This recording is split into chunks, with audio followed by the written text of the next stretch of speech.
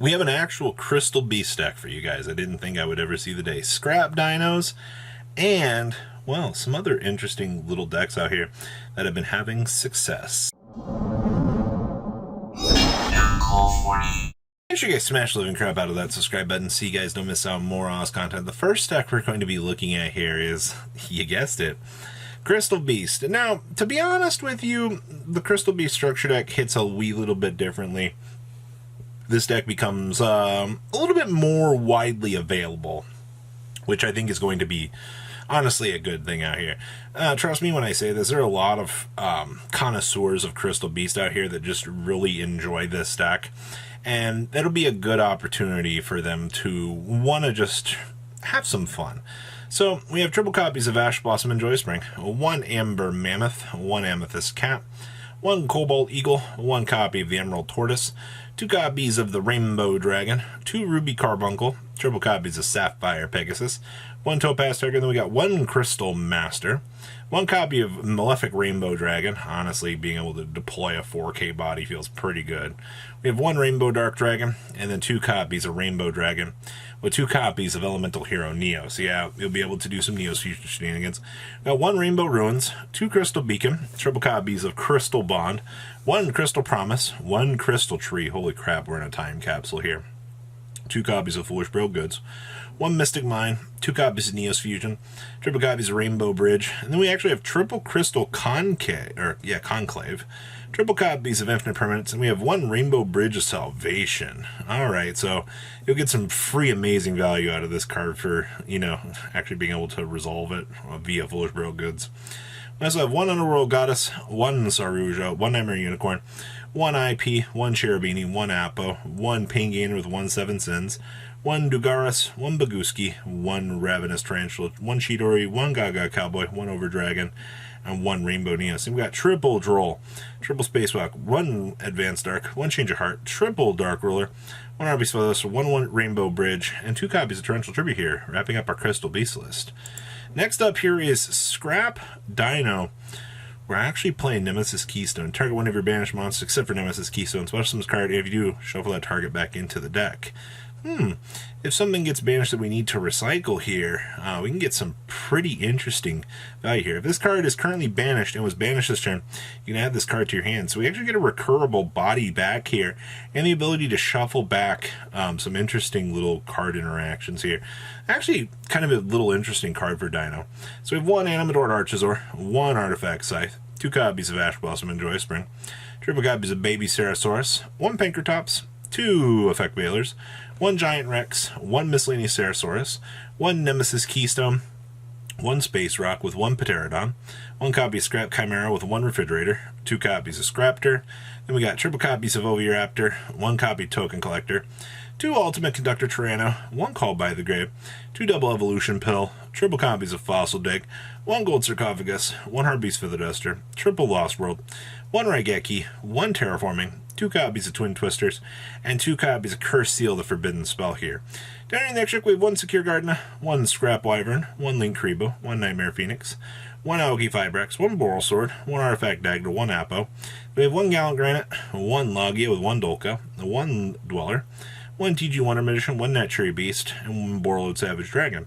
Then we have two Lancia, one Droll and Lockbird, two Moonlit Chills, two Ghost Ogres, two Cosmic Cyclones, two Dark Ruler No Mores, two Anti-Scam Fragrances, and actually two copies of Chain Disappearance. Yes, ladies and gentlemen, Chain Disappearance is seeing a little bit of love out here for the first time in, honestly, a wee little bit. I'm actually kind of surprised to see this doing its job here, but anytime that you can hit something with a devastating effect like this, you get some good value out of it. Next up here is Rika Sun Avalon. Now, this deck has been in a relatively interesting place as of late because near the start of the format, this deck came out of the gate pretty strong as an anti-meta deck.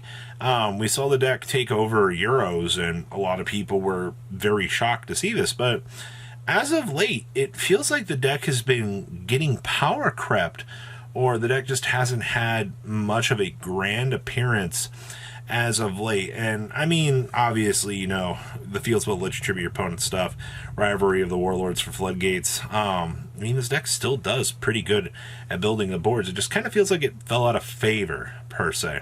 So we have 1 Lone Fire Blossom, 2 Mudon, 1 copy of Primola. We have triple copies of the Rika Petal, triple copies of Rika Princess, 1 copy of the Snowdrop. Then we have 1 copy of Sunseed Twin, triple copies of the big ol' Loki. You have 1 Called by the Grave, triple Dark Ruin No More, 2 Pot of Prosperity, triple copies of Rika Glamour. We have 2 copies of Con, 2 Sunvine Sowing, 1 Terraforming. We have triple Tactics Talents, triple copies of Unexpected Die, triple copies of Infinite Permanence, 1 Rika Sheet with triple copies of Ye Olde Rivalry of the Warlords. Down in the next trick, we have 1 Dance Peony, 1 Thrasher, 1 Healer, 1 Malias, triple copies of the Dryas, 1 Troubled Sunny, 1 Balancer, 2 copies of Jasmine, 1 Teardrop, 1 Sacred Tree, and 2 copies of Strenna. Then we have 1 Pankratops, 1 Kishisakill, we have 1 Nibiru, 1 Caustic Cyclone, 2 copies of Lightning Storm, 2 Ultimate Slayers, triple copies of Appointer of the Red Lotus, triple copies of Evenly Matched, and 1 copy of Red Reboot here, wrapping up your Rika Sun Avalon strategy. Not too bad. Next up is Earthbox with EMR. You know, EMR is one of those cards, I really wish you could search this. Use Tribute Machine Monster, target 1 card on the field for every 1,000 original attack of the monster and destroy those cards. Basically, you'll be getting 2 pops with this, 4 pops if you tribute a Gustav Max or something like that. But this is just one of those cards that's so like unique to the game. It can be a wee little Icarus attack, or it can be a big old Icarus attack. This kind of depends on the value here. So we have 1 Ancient Gearbox. Of course, this is the card that makes this deck go round. 2 copies of Ash Blossom and Joy Spring. We have the 1 Heavy Freight Train Dare Crane, 1 Anchor Drill, triple copies of the Brutal Dozer, triple copies of Harvester, 2 copies of Trencher, 1 Tunneler, 1 copy of the Citadel, 1 Fortress, triple copies of Metal Cruncher, 1 Big Ol' Ruin Force, 2 copies of the Bullet Train. Then we have 2 copies of the Awakening Forest, triple copies of the Flourishing Hills, 1 copy of the Thawing Mountains, with 1 Called by the Grave, 2 copies of Forbidden Droplets, 1 Heavy Forward, triple copies of Machinery Deployment, 2 Triple Tactics Talents, 2 Urgent Schedule, 1 EMR, triple Imperm, and 1 Machina Overdrive. Now in the next deck, we got 1 Genius, 1 Nightmare Phoenix, 1 Cerberus, triple copies of Goliath, 1 Anger Knuckler, 1 Ballista, 1 Juggernaut Libby with 1 Gustav Max, 1 Super Dora, 1 River Stormer, 1 copy of the Earth Slicer, 1 Zeus, and 1 Dingrisu.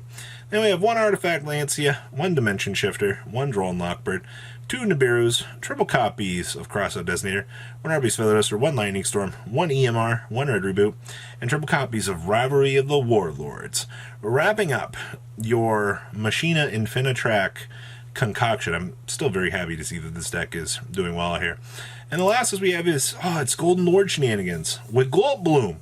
I'm always very happy anytime that we can see little interactions with like Boulder Cock here, where you can just see how really deploying a little boss monster onto the field punch the opponent. I mean, Zombie World's still a fantastic card. Well, in a lot of matchups, it might not do a lot. I do think in other matchups, this card does so much. So we have triple copies of Ash Blossom and Joy Spring, 1 Boulder Cock. We have 2 copies of Eldritch the Golden Lord, 1 Gold Bloom, 2 Lava Golems, 2 copies of Necworld Banshee, 1 Called by the Grave, triple copies of Cursed Old Land, 1 Black Awakening, 1 White Destiny with 1 Foolish Barrel, 1 Instant Fusion with triple Super Poly.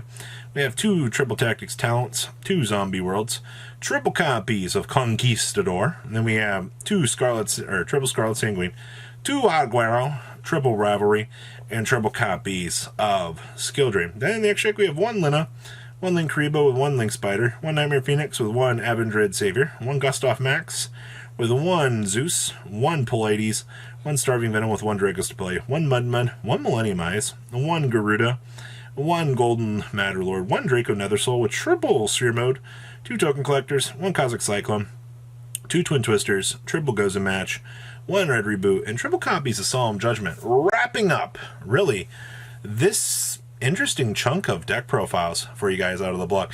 Is there anything from here that you really want to give a shot? I'm actually kind of happy to see that Crystal Beast actually did well. Please leave a comment down below, tell me what you guys think, and I look forward to seeing your beautiful faces back here later on the day, guys. Peace out. Patrons, thank you.